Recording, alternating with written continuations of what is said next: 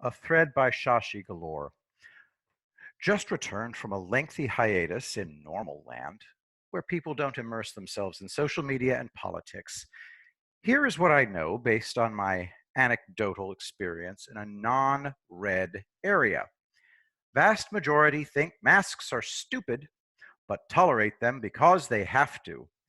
No one I have engaged with thinks COVID warrants the fear-mongering. And my family got hit with it while I was there. Everyone wants their kids back in school.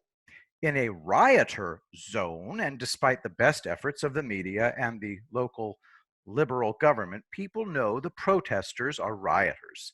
The energy is very much, these people need to be stopped, don't care how. And Breonna Taylor isn't having quite the impact libs think it is. The threat letters sent to local businesses was a big ass fucking mistake. You pushed people over the edge with that nonsense. This is destroying the elderly, and I don't mean COVID deaths.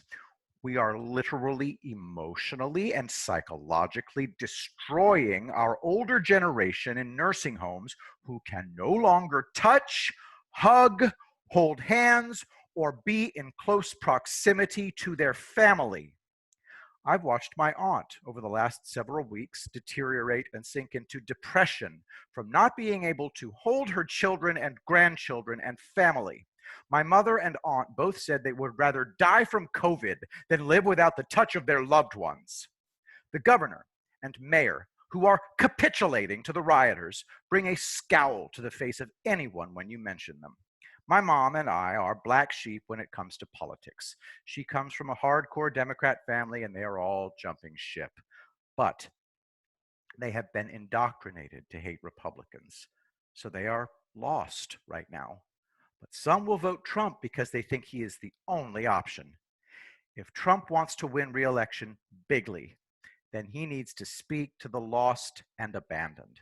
The silent majority is angry and depressed.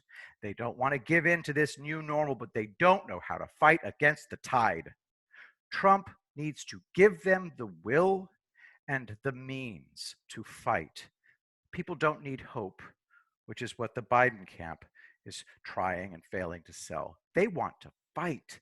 They want to voice their opinions. They want a leader, someone who will tell them that this is not normal, someone who will give them back their normal lives. They're more than willing to accept risk. They need a leader who will encourage them to stand and be heard.